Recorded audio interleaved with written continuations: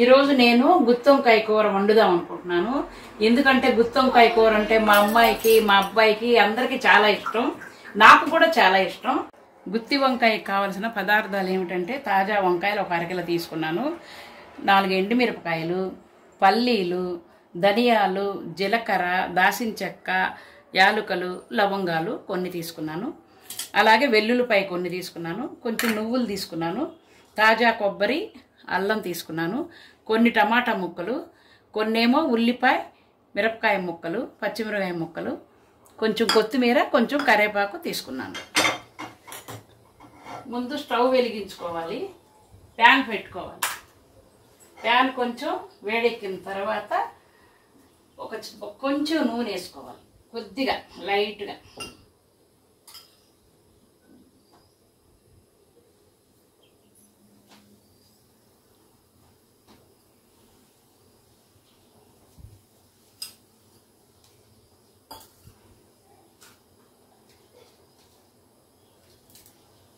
అందులో ఒక ఎండుమిరపకాయ వేసుకోవాలి. తర్వాత జీలకర్ర, ధనియాలు, దాల్చిన చెక్క, లవంగాలు, యాలకులు ఇవన్నీ కొంచెం వేపుకోవాలి.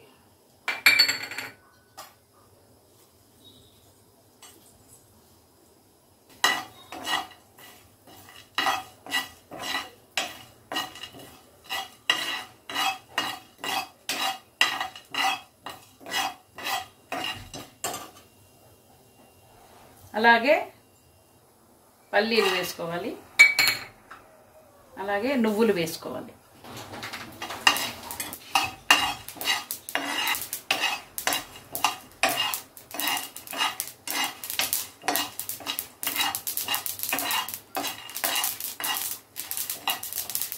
ఈ దినుసులు వేగిపోయాయి.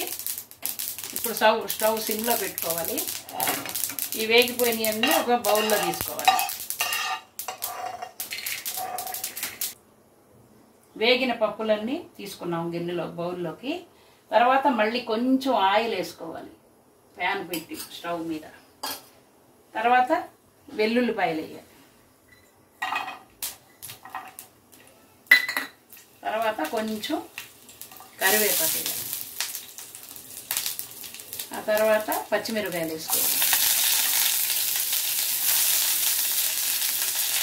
తర్వాత ఉల్లిపాయలు వేసుకోవాలి.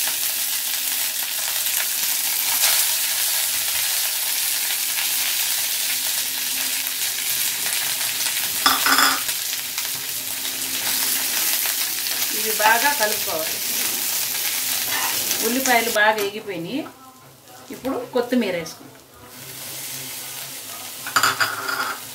కొత్తిమీర వేసుకొని ఇది కూడా బాగా కలపాలి. ఆ తర్వాత కొంచెం టమాటా ముక్కలు, ఎందుకంటే ఒగరు లేకుండా ఉండడం కోసం.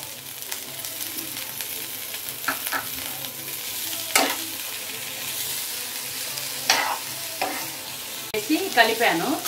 తర్వాత కొంచెం పసుపు వేసుకోవాలి.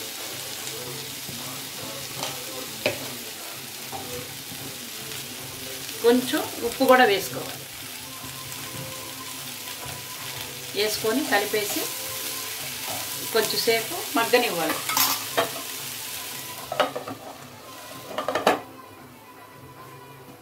పచ్చిమిరపకాయలు, ఉల్లిపాయలు, కరివేపాకు, కొత్తిమీర అన్నీ మగ్గిపోయినాయి. ఇంకా స్టవ్ ఆఫ్ చేసేస్తాను. ఇంక ఇది దించేస్తాను కిందకి. ఇదేమో చల్లారాలి.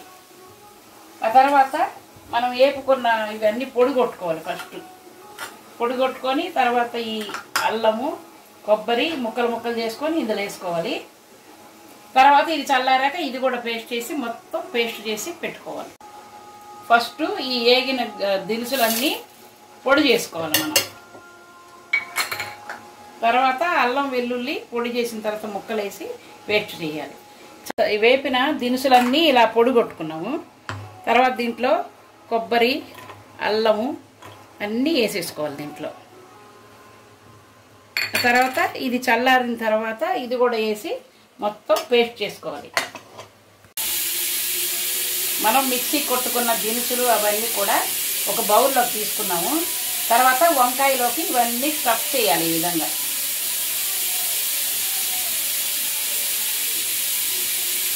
అన్ని వంకాయలు ఇదే విధంగా స్టఫ్ చేసి పెట్టుకోవాలి.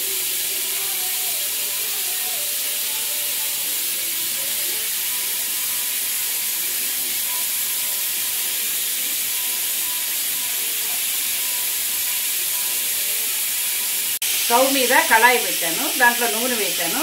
ఇప్పుడు స్టఫ్ చేసుకున్న వంకాయలన్నీ ఇలా ఫ్రై చేసుకోవాలి. మెల్లిగా వేసుకొని నూనె చేయి మీద పట్టి చేయి కాలుతుంది. మెల్లిగా నూనెలో వదిలి ఈ విధంగా ఫ్రై చేసుకోవాలి. కొంచెంసేపు నూనెలో అలా కదలకుండా ఉంచాలి. వంకాయలు 2 వైపులా బాగా ఎర్రగా వేగాయి.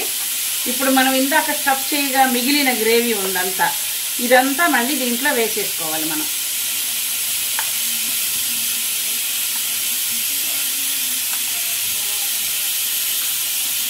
అంత గ్రేవీ వేసేసుకోవాలి. మొత్తం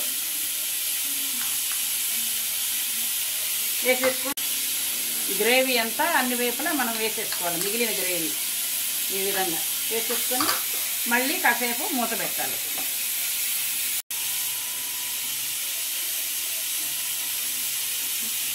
గ్రేవీ వేసాము, మిగిలిన గ్రేవీ. తర్వాత కొంచెం కారం కూడా వేసుకోవాలి దీనిలో.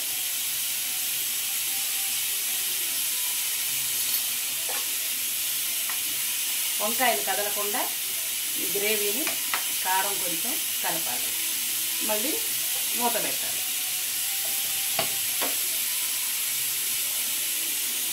10 నిమిషాలు అయింది. ఇప్పుడు ఎలా ఉందో చూద్దాం.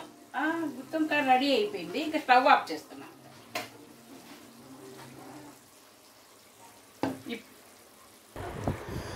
అమ్మా నిన్న ఏం చేసావు గుర్తు రావట్లేదు నాకు. ఓకే, ఏం చేసావు ఏం చేసావు అమ్మా? ఏదో తిన్నట్టు మర్చిపోయా. రంజిత్, నిన్న తిన్న కూర ఇప్పుడే మర్చిపోతే ఎలాగా? అందుకోసమే ఇవాళ గుర్తు పెట్టుకోవాలని నేను గుత్తి వంకాయ చేశాను. వంకాయ అని ఏడుస్తావు, అలా ఏడవద్దు. వంకాయలో కూడా చాలా ప్రయోజనాలు ఉన్నాయి. ఇది యాంటీ ఆక్సిడెంట్గా పనిచేస్తుంది, కొలెస్ట్రాల్ని తగ్గిస్తుంది, డయాబెటీస్ కంట్రోల్ చేస్తుంది, జీర్ణక్రియ బాగా జరుగుతుంది.